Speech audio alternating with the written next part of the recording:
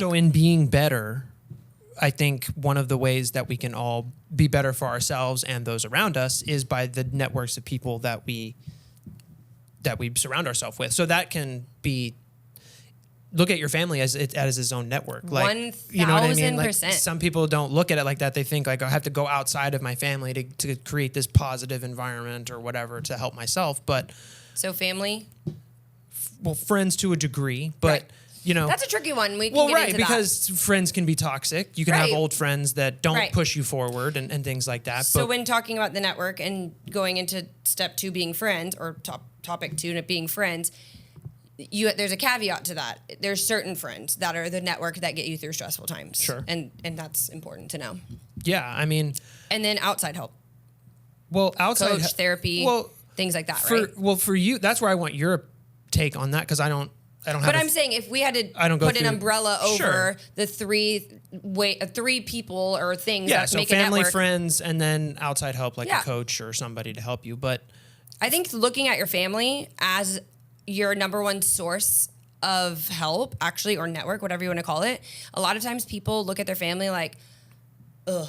You know what I'm saying? Right. And I think that goes into what we always talk about is the gratitude and shifting that mindset around your family, being that number one source. Well, I know that your family, you have a big family, and you talk to your mom a lot. You talk to your grandmother a lot about things that are going on and whatever. And I don't do that. Right. If I do have a problem with something that I feel the need to get up and out and whatever, like I have certain friends that I kind of go to for that.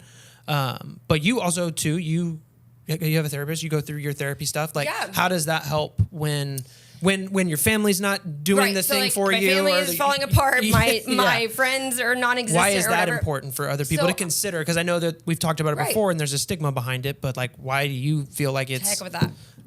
I think the best answer for this is your family know you. Your family and your friends know you based on past, and oftentimes their persona or like their thoughts of you sometimes stem from negative experiences. You know, oh, well, last time you did this and last time, you know.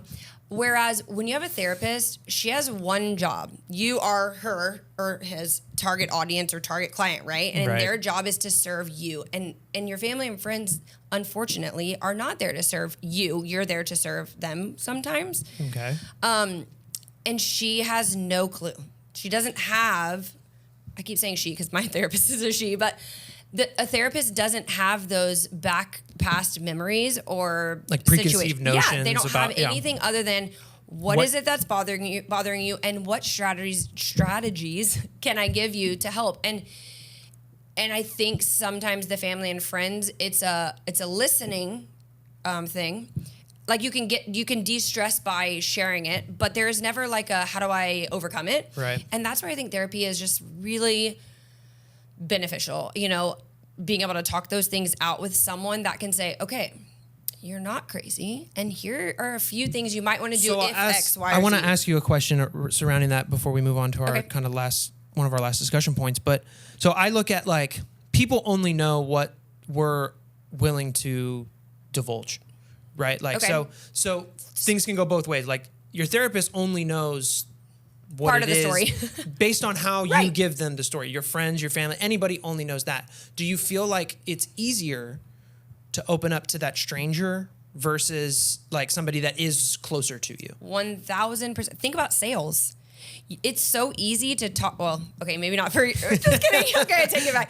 But sometimes, like as a woman, like it's so easy to talk to a stranger on the street, like, "Oh my gosh, I love your dress," and then you just snowball into a conversation. I think therapy ends up being the same way because with your family and your friends, you sometimes have a wall up because you want to impress them. With your therapist, you're literally like you're at the bottom. You're just like, I just need some help, you know, and not even. Sometimes I tell my therapist, like, I don't even know what I want to talk to you about today. Mm-hmm. And she's like, and that's okay. Sometimes this space is just to have a way to you know. Reset. Yeah, reset. Yeah. And it's the same thing like de-stressing with your spouse before the week starts, with your coworkers on how you're going to get through the work week. It's a lot of times the stress we carry is all within. And we tend to just keep it on a loop. Right. And if you just get it out, whoever it is, it's less stress.